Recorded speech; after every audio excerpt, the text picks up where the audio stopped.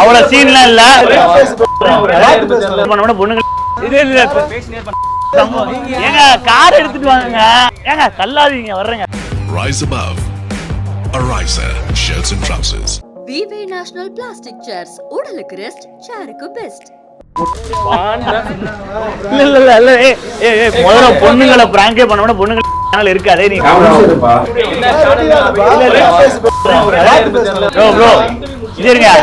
அவ்வளவு சீன்லாம் இல்ல, நீங்க மறைக்கலாம் வேணா. என்ன சும்மா என்ன செய்ய சொல்லுங்க, என்ன செய்ய சொல்லுங்க. இப்ப பெரிய பெரிய பெரிய சம்பவம் ஒண்ணு இருக்கு. இது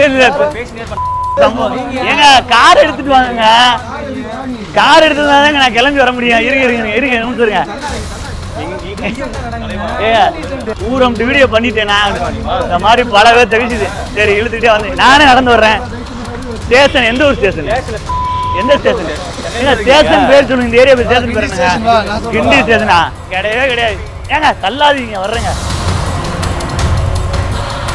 சசிகுமார் சார் இந்த படத்துல இருக்காருன்னு உங்களுக்கு எப்போ தெரிய வந்தது? ஃபர்ஸ்ட் ஆரம்பிச்ச ஒரு 3 days வரைய சசிகுமார் சாருக்கான இது இல்லை, அதாவது அவருடைய சீன் எதுவுமே இல்லை. சசிகுமார் சாரை வரும்போதே எனக்கு ஆச்சரியம். ஏன்னா அவர் வரும்போதே ஒரு டிஃப்ரெண்டான லுக்கில் வந்தார். இந்த நந்தனுக்கான லுக்காக மாதிரி வந்திருந்தார். எனக்கு என்ன சசி சார் இப்படி இருக்காங்க அப்படிங்கிற மாதிரி அவர் போயிட்டே இருக்கும்போது தேவையான இடங்கள்லாம் அவரோட நான் ஃபைட் பண்ணுற மாதிரியும் ஒரு இரிட்டேட்டிங்காக டார்ச்சர் பண்ணுற மாதிரி ஒரு கேரக்டராக இருந்துச்சு. அதை நான் அப்படியே பண்ண ஆரம்பிச்சிட்டேன் உள்வாங்கி. யூடியூபருமே எந்த இன்ஃப்ளூயன்சருமே ஒரு நெகட்டிவ் கமெண்ட் இல்லாம ஒரு நாளை வந்து கடக்கவே முடியாது இல்லையா? யூடியூப்ல மட்டும் இல்லை சிஸ்டர், வாழ்க்கையிலே நெகட்டிவ் கமெண்ட்ஸ் இல்லாமல் நம்ம கடக்கவே முடியாது. நீங்க இது சாப்பிட்டா இந்த சாப்பாடு நல்லா இல்லைன்னு சொல்லுவான், நீங்க நடந்து அப்படி நல்லா இல்லைன்னு சொல்லுவான். ஆனால் வாழ்க்கையில நெகட்டிவ் இல்லாமல் கடக்க முடியாது. நம்ம அதை கண்டுக்கிறாம போயிட்டே இருக்கணும். ஒரு விரலை வச்சு எறும்பு போயிட்டு இருக்கும் தடுத்தீங்கன்னா எறும்பு வந்து உங்க கை மேலே ஏறி போகுது, விரல் மேலே ஏறி போகாது, ஒதுங்கி போகும். எனக்கு நிறைய வேலை இருக்குடா, நீங்க வேலையை பாருங்க, எனக்கு திரும்பி பார்த்தீங்கன்னா அவன் இன்னொருத்தவனை பேச ஆரம்பிச்சிருவான். ஓகே, இந்த செலிபிரிட்டி பிராங்க் பண்ணலாம் அப்படின்ற அந்த ஒரு கான்செப்ட் எப்போ நீங்க ஸ்டார்ட் பண்ணீங்க? அண்ட் எந்த செலிபிரிட்டி ஃபர்ஸ்ட் உங்க பிராங்க் வீடியோக்கு அக்செப்ட் பண்ணிக்கிட்டாங்க? மதுரையில் ஒருத்தர் அண்ணன் டெம்பிள் சிட்டின்னு ஒரு ஹோட்டல் வச்சிருக்காரு. அந்த ஹோட்டலில் அண்ணன்ட்ட கேட்டேன், அண்ணே உங்கள் ஹோட்டலுக்கு அடிக்கடி ஆர்டிஸ்ட் வருவாங்கன்னே சொல்லுங்கண்ணே. ஸ்டாலின் கஞ்சா கருப்பு வருவார், அவரை பண்ணுறீங்களா அப்படின்னு கேட்டார். சரிண்ணே பண்ணுறேனே, ஆனால் அவர் ஆள் எப்படிண்ணே காமெடி? நான் சரியான டெரர் பீஸ், வெளியில் தான் காமெடி, அடிச்சு பறக்கொடுவார், நீ சண்டை போட்டாலும் கூட நீ தாக்கு பிடிச்சிருவ நீ அவான்னு. அப்படி போய் பண்ணது அவர் ஹோட்டலில் வச்சு பண்ணது தான் கஞ்சா கருப்பு.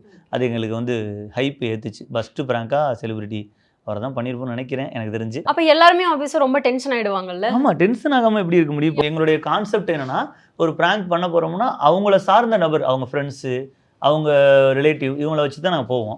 அது மாதிரி அதே சேம் டைம் பெர்மிஷன் இல்லாமல் அங்கே ஸ்பாட்டில் எனக்கு பிடிக்கலன்னு சொல்லிட்டா நாங்கள் ஸ்டாப் பண்ணிடுவோம். அது மாதிரி ஒரு 5 நடிகர்கள் ப்ராங்க் ஸ்டாப் போன வருஷம் பண்ணதே நிற்கிது, இன்னொரு அப்லோட் பண்ணல. ஓகே, பெர்மிஷன் இல்லாமல் அப்லோட் பண்ண மாட்டோம், பப்ளிக்காக இருந்தாலும் தான். ஓகே, ஸோ நிறைய விஷயங்கள் ஏற்றுக்க முடியாத சில விஷயங்களை கூட ரொம்ப கஷ்டப்பட்டு சசிகுமார் சார் அந்த ரோலில் பண்ணியிருக்காரு. குறிப்பாக சொல்லணும்னா அந்த ஒரு சீன் அவர் நியூடாக இருக்கணும், அந்த மாதிரி கூட அவர் ரிஸ்கெல்லாம் எடுத்து பண்ணியிருக்கும் போது இதெல்லாம் உங்களுக்கு முன்னாடியே தெரியுமா? சசிகுமார் சார் இந்த மாதிரிலாம் ரிஸ்க் எடுத்து பண்ண போறாரு. அந்த சீன் காட்சிப்படுத்தும் போது நீங்க அந்த இடத்துல இருந்தேன். எனக்கு அதுக்கு முன்னாடி நான் ஒரு சீன் நடிச்சிருந்தேன்ல, அந்த ஹீரோயினை அட்டாக் பண்ற மாதிரி. அவங்க ஹீரோயினை அட்டாக் பண்ணுவாங்க. எங்க சீன் முடிஞ்சிருச்சு. அடுத்த சீன் சசார் சீனு. சசாரை முதுகுலேயே ஒரு கம்பு வச்சு அடிப்பாங்க, இழுத்துட்டு போவாங்க, அடிப்பாங்க. அப்புறம் நியூடா இது பண்ணியிருப்பாங்க. அது ஒரு காஸ்டியூம் மாதிரி ஒன்று இது பண்ணியிருந்தாங்க. அந்த காட்சியிலேருந்து நான் தள்ளி இருந்து பார்த்தேன்னா ரொம்ப தள்ளியில் பக்கத்துல இருந்து தள்ளி தான், அந்த ஃப்ரேமை விட்டு தள்ளி நின்று பார்த்தேன். பல விதமான ஹார்ட் ஒர்க்ஸ் எல்லாம் போட்டு இந்த படம் வந்திருக்கு. ஏன் இந்த படத்தை பார்க்கணும்?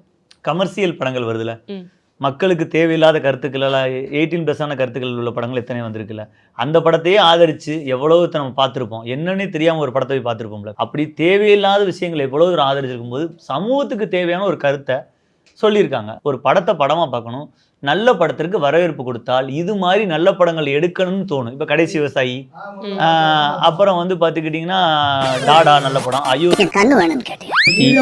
இது நல்ல படங்கள்லாம் வரும்ல, நல்ல படங்கள் வரும்ல. அண்ணன் இங்கே ஆரம்பிச்சிட்டாரு. என்ன வீடியோ? இன்டர்வியூ போடுறேன், இன்டர்வியூ எடுத்துட்டு இருக்காங்க. என்ன சொல்லுங்க, என்ன செய்யணும் சொல்லுங்க. யாரு ப்ரோ வீடியோ சேனல்ல அப்லோட் பண்ணிருக்கீங்க? யாரை கேட்டு பண்ணீங்க? உங்க சிஸ்டர் வீடியோ நாங்க இப்ப அப்லோட் பண்ணோம். எந்த தேவையில்லாத ஐடியா எல்லாம் கொடுத்துட்டு நம்மள இறக்கி விட்டு வெடிக்க பார்க்கறானே. இருங்க நான் பதில் சொல்றேன். எந்த சேனல் நீங்க எந்த சேனல் நினைச்சு? இந்த சேனல் நீங்க சொல்றீங்க சேனல் தான் சேனல் சரி இது எங்க டீம்ல அவங்க டீம் தான் நீங்க அவங்க இருங்க சிஸ்டர் நீங்க கேட்க வர்றதை கேளுங்க அப்ப கன்வே பண்ண முடியும். இவர் என்ன கேட்கற எந்த சேனல்லே தெரியாம வந்திருக்காரு. முதல்ல நீங்க எந்த சேனல்ல பாத்தீங்க? என் பேர் ஸ்டாலின் தான். எந்த சேனல்ல பாத்தீங்க? கட்டர் மச்சானா இவர் தான் கட்டர் மச்சானு சொல்ற. நீங்க சொல்லவே இல்ல. கரெக்டா கட்டுப்பிட்டா இது எனக்கு தெரிஞ்சு இப்ப யார் மேல மோதிருக்கு தெரியுமா? நீங்க வீடியோ எடுத்து போடுங்க என் குடும்பத்துக்கு பொண்ணு வச்சாங்களா? யார் குடும்பத்து பொண்ணு லாஸ்ட் டைம் இந்த வீடியோ அந்த எங்க குடும்பத்து பொண்ணு மேல ஸ்டேஷனுக்குலாம் வர்றேன். ரயில்வே ஸ்டேஷன் கூட வர்றேன். இருங்க விடுங்க. நான் வர்றேன். ரெடி தான் வர்றேன். ரைட் தெரியாம பேசிக்கிட்டு இருக்கீங்க. முதல்ல பொண்ணுங்களை பிராங்கே பண்ணோம்னா பொண்ணுங்களே எங்க சேனல் இருக்காது. நீங்க காட்டு வீடியோ காட்டுங்க. ஒரு நிமிஷம் நீங்க போன் எடுங்க. அதெல்லாம் தெரியும். கட்டர் மச்சான் வீடியோ காட்டுங்க. ஆரம்பிச்சுட்டானே. இதெல்லாம் நான் பாத்துறேன். வர்றேன். இன்னும் கொஞ்சம் இன்டர்வியூ கொடுத்துருவோம். ப்ரோ சரிங்க. அவ்வளவு சீன்லாம் இல்ல. நீங்க மறைக்கலாம் வேணா. என்ன சும்மா என்ன விஷயம் சொல்லுங்க. என்ன செய்யணும் சொல்லுங்க. சரி வாங்க வர்றேன். சரி இப்ப என்ன எந்த பொண்ணு காட்டுங்க. வீடியோ காட்டுங்க. வந்து இப்ப நான் ஊருக்குள்ள பெரிய பெரிய ரவுடி எல்லாம் இங்க இருக்கா. நீ தனியா அடிபடி சாப்பிடுற. எங்க கிட்ட வந்துகிட்டு பொண்ணுங்களை டிக்கெட் போட்டீங்களா? ரயில்வே ஸ்டேஷனுக்கு டிக்கெட் போட்டீங்களா? காமெடி பண்ணிட்டு இருக்கீங்க. வெளியே நான் போறேன் வர்றேன் வச்சு நான் வரலன்னு சொல்லல. இது என்ன காமெடி பண்ணிட்டு இருக்கீங்களா? வீடியோ இல்லாம கேட்க மாட்டேன். என் செல்போனை கூட நான் சேனல் எடுத்து காட்டு. முதல்ல காட்டுங்க. அடுத்த பொண்ணு எடுத்து போட கூடாது. அடுத்த பொண்ணுங்களே இல்லையா? உங்க போன் எடுங்க. உங்க போன்ல வீடியோ காட்டுங்க. உங்க போன் எடுங்க. இல்லப்பா கூட வந்துட்டோம்லப்பா. மாமா சொல்லிட்டு இருந்தீங்க. போன வாரம் பண்ண வியாபாரத்தை சொல்றமே. மாமா அவன்யா.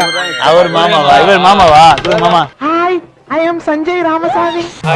மாமா கை கொடுக்க வரல உனக்கு. அவர் கை கொடுக்கறாரு. மாமா கை கொடுக்கறாரு.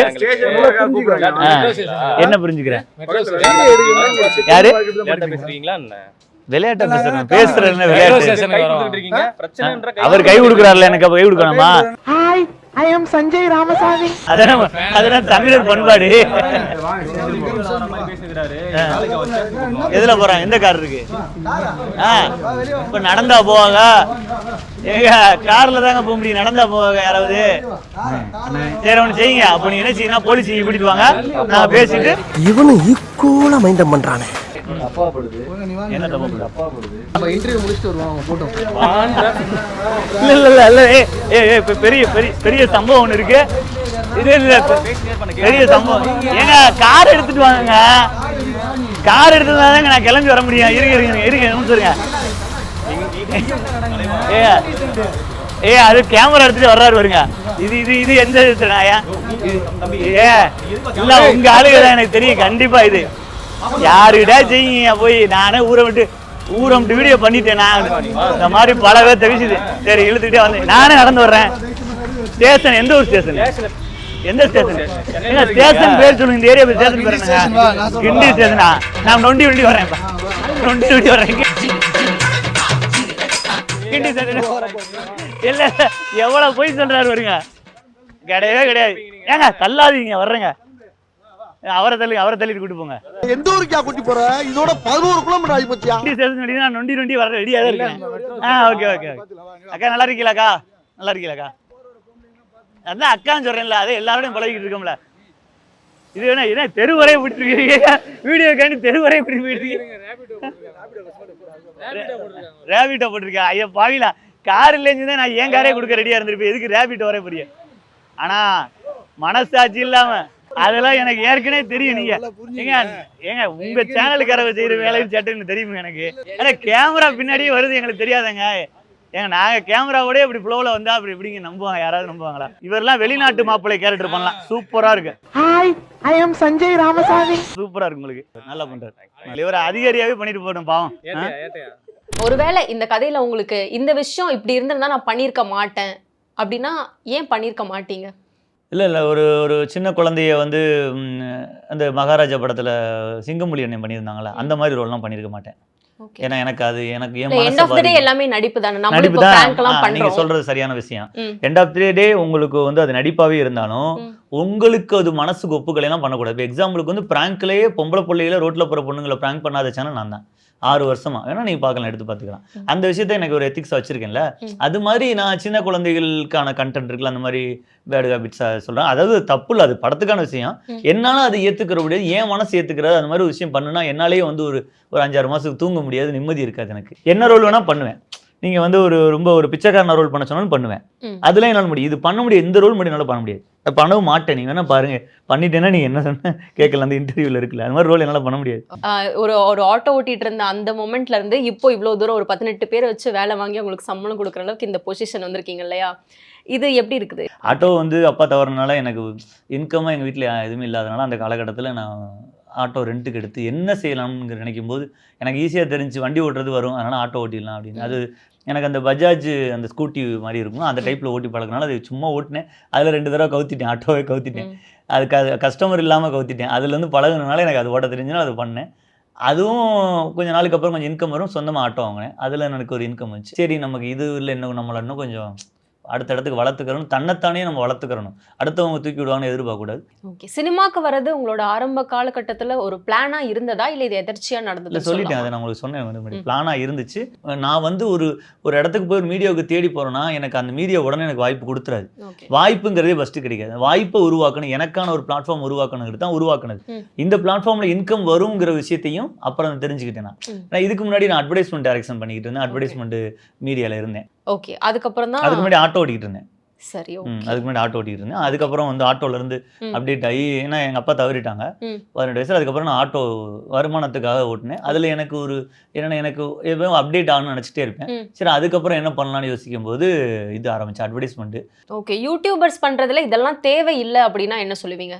அடுத்தவங்க ஒருத்தருக்கு ஒருத்தர் சண்டை போட்டுக்கிறது தேவையில்லைங்கிறது என்னுடைய கருத்து. இப்போ ஒரு யூடியூபரும் இன்னொரு யூடியூபரும் சண்டை போட்டுக்கிறது தேவையில்லை கருத்து. இப்போ இடையில கூட 2 சேனல்ஸ், பெரிய சேனல்ஸ் சண்டை போட்டுக்கிட்டாங்கல்ல. பெரிய சேனல் சின்ன சேனல்லாம் கிடையாது, சண்டை போட்டுக்கிட்டாங்களா, அது தப்பு. அது ஒரு ஐடியாவாக எடுத்துக்கிறோன்னு பேசிக்கலாம். பட் அதை கொண்டு வந்து மக்கள்கிட்ட கொண்டு போய் காட்ட தேவையில்லை. சண்டை போடக்கூடாது யூடியூபர்ஸ். ஏன்னா யூடியூபர்ஸ் எல்லாம் ஒற்றுமையாக இருந்து அவங்களாம் பயணிச்சு அவங்க உங்கள் துறையில் அவங்க ஜெயிச்சு வாழ்க்கையில் முன்னேறட்டும். ஓகே. நீங்கள் நடிச்சிருக்க இந்த நந்தன் படத்தில் ஒரு சமூகத்தை பற்றி, ஒரு சமுதாயத்தை பற்றி குறிப்பாக எடுத்திருக்காங்க இல்லையா? இந்த மாதிரி நிறைய படங்கள் வருது, நிறைய இயக்குனர்கள் வந்து அந்த கான்செப்ட் வச்சு எடுத்துக்கிட்டே இருக்காங்க. திரும்ப திரும்ப அந்த ஒரு கான்செப்டை வச்சு படம் எடுக்கிறது அப்படின்றது அது எதனாலன்னு நினைக்கிறீங்க? அவங்களுடைய வழியை அவங்க கன்வே பண்ணுறாங்க, அதை நம்ம ஏற்றுக்கிற விருப்பம் இருந்தால் பார்க்கணும். ஒரே கான்செப்ட் தான் லவ்வுங்கிறது ஒரு கான்செப்ட் தானே. 90ஸ்லேருந்து லவ் ஏன் பெண் என்று அப்படின்னு சொல்லி போய் கொடுத்தாங்க. இப்போ அந்த மாதிரி சொல்கிறாங்க, இல்லை பேசுகிறேன் டக்குன்னு ரோஜை போட்டு டக்குன்னு பைக்கில் ஏறி வச்சு போகிற மாதிரி. கான்செப்ட் ஒன்று லவ்வுங்கிறது. கதைகள் வந்து மாறிக்கிட்டே இருக்கும், சீன் மாறிக்கிட்டே இருக்கும். அது மாதிரி தான் இப்போ வழியை காட்டினா மட்டும் ஏன் பிரச்சனை? லவ் படம் போடும்போது சரி ரசிச்சிங்க, பேய் படம் போடும்போது ரசிச்சிங்க. இப்போ ஒருத்தவங்களுடைய வழியை காட்டுறாங்க, அதையும் ரசிக்கிறத விட அதோட வழியை உணருங்கன்னு சொல்கிறேன். அவ்வளோதான். இது வந்து இதுக்குள்ளே ஜாதியை கொண்டு வந்து மதத்தை கொண்டு வந்து போட்டு நுழைச்சி இப்போ நம்மளாம் குழம்பிக்கிற வேணாம். படம் உண்மையா, இந்த உண்மையான கருத்து சொல்லுதா, அதை மட்டும் தெரிஞ்சுக்கிறணும். சசிகுமார் சார் வந்து பயங்கரமா டென்ஷன் ஆயிடுவாரு. அவருக்கு ஏதாவது ஒரு விஷயம் வந்து தப்பா நடந்துச்சுன்னா, அந்த செட்ல சரியில்லைனா அப்படின்னு நாங்கள் கேள்விப்பட்டிருக்கோம். நந்தன் மூவி ஷூட்டிங் ஸ்பாட்ல அவர் டென்ஷனான மூமெண்ட்ஸ்லாம் பார்த்துருக்கீங்களா? பார்த்துருக்கேன். பட் ஆனால் நம்ம சொல்ல முடியாதுல்ல. ஊருக்கு கோவம் வந்துச்சுன்னா ஒர்க்னா ஒர்க் தான். பட் சில அவர் டென்ஷன் ஆகி அந்த மாதிரிலாம் இருந்திருக்காரு. கோவம் வந்துச்சுன்னா சவுண்டு கொடுப்பாரு. ஆனால் அது சம்மந்தமே இல்லாமலாம் சொல்ல மாட்டார். கொடுத்தா டோட்டலாக எல்லாருமே ஸ்டாப் ஆகி அமைதியாயிருவோம்.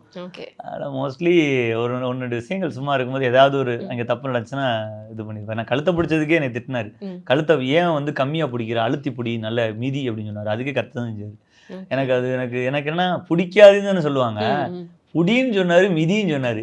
அது இயக்குனர் சொல்லிட்டு போயிட்டாரு. எனக்கு பதட்டம். ஏன்னா நம்ம ஒரு பெரிய நடிகர், எவ்வளவு பெரிய இயக்குனர், அவரை நம்ம போய் டக்குன்னு கழுத்தை பிடிக்க முடியுமான்னு எனக்கு ஒரு சின்ன தயக்கம் இருந்துச்சு. ஏன்னா நான் சினிமாவுக்கு புதுசுல, அதனால தெரியல. பிடிக்கிறேன், நான் பிடிக்கும்போது அவர் தான் கையை இன்னும் இழுத்து பிடிக்கணும்னு சொல்லி செஞ்சு காட்டினாரு. இதெல்லாம் எனக்கு ஒரு ஆச்சரியமா இருந்துச்சு. பட் ஆனால் அதோடைய ஒரு எப்படி சொல்கிறது, ஒரிஜினல் அவுட் வரலைன்னா அவர் விட மாட்டார். ஒரு யூடியூபரா இருந்து அவ்வளோ பெரிய செட்டில் போய் அவ்வளோ பெரிய நடிகர்களோட நடிக்கும் போது நான் யூடியூபராக முதல்ல ஃபீல் பண்ணலையே, ம். நான் நடிகனை தான் என்னை ஃபீல் பண்ணுறேன். நான் யூடியூபராக ஃபீல் பண்ணி ஒரு யூடியூபருங்கிறது ஒரு தப்பு இல்லை. யூடியூபருங்கிறது ஒரு பிளாட்ஃபார்ம். நீங்கள் டிவி அதிகமாக பார்க்குறீங்களா, செல்ஃபோன் அதிகமாக பார்க்குறீங்களா? உங்கள் விகனுட்ஸ் சேனலை வந்து டிவியில் பார்க்க முடியுமா? செல்ஃபோன்லாம் பார்க்குறேன். எனக்கு ரொம்ப பிடிச்ச சேனல் விகனுட்ஸ். நான் இந்த சேனலுக்கு வந்து எத்தனை சேனலில் சொல்லியிருக்கேன், இன்டர்வியூவில் நான் சொன்னதில்லை. ஏன் பிடிக்கும்னா, இப்போ ரஜினி சாரை பார்த்தா இப்படி வியப்படைவோம். என்னடா இது 70, 80, 90, 2000 இப்போ வரை ஆடியன்ஸை பிடிச்சி வச்சிருக்காரு நம்பல. அது மாதிரி நான் யூடியூப் சேனலை பார்த்து ஃபஸ்ட்டு பார்த்தது சித்து பிராங்க் ஸ்டார். அதுக்கப்புறம் நான் ஒரு வியப்படைஞ்ச சேனல்னா அது விகனுட்ஸ். ஏன் அப்படி சொல்கிறேன்னா, ஒரு கண்டென்ட் 2 கண்டென்ட் இல்லை, கொட்டி கிடக்கும். எல்லா கண்டென்ட்டையும் போட்டுக்கிட்டு இருப்பீங்க. எல்லா கண்டென்ட்டுமே இன்ட்ரெஸ்டிங்காக இருக்கும். அதனால எனக்கு ரொம்ப பிடிக்கும். அது ஒரு இது. செகண்ட் வந்து சஸ்ஸார் அடிக்கிற மாதிரி ஒரு காட்சிகள் இருக்கும். அதில் வந்து சஸ்ஸார் தான் என்னை அடிக்க சொன்னதே. இயக்குனர் சொல்லிட்டு போனதுக்கப்புறம் சஸ்ஸார் வந்து அது ஸ்ட்ராங் பர்சனாக அடி அப்படிங்கிறது சொன்னது அவர் தான். அதனால் அந்த இடம் நம்ம கிடைச்சாதான் பண்ண முடியும். சும்மா நம்ம போய் உடனே பண்ணிட முடியாது. சினிமாவுக்கு நம்ம புதுசு, ஒழுங்காக அடங்கி இருந்து சினிமாவுக்குள்ளே கரெக்டாக பயணிச்சாதான் நம்ம இதில் வந்து ஸ்ட்ராங்கான பொசிஷனில் போய் உட்காரணும். அதுக்காக நான் வந்து சினிமாவுக்குள்ளே போயிட்டு பின்னாடி வாங்குற ஐடியாலலாம் வரல. யூடியூபராக நீங்கள் இப்போ பார்க்கலாம், இனி ஃப்யூச்சரில் சினிமா நடிகரை மட்டும்தான் பார்க்க முடியுங்கிற ஒரு நம்பிக்கை எனக்குள்ளே வளர்த்துக்கிட்டு தான் நான் போயிருக்கேன். Rise above. Ariza shirts and trousers. விவே நேஷனல் பிளாஸ்டிக் சேர்ஸ், உடலுக்கு ரெஸ்ட், சேருக்கு பெஸ்ட்.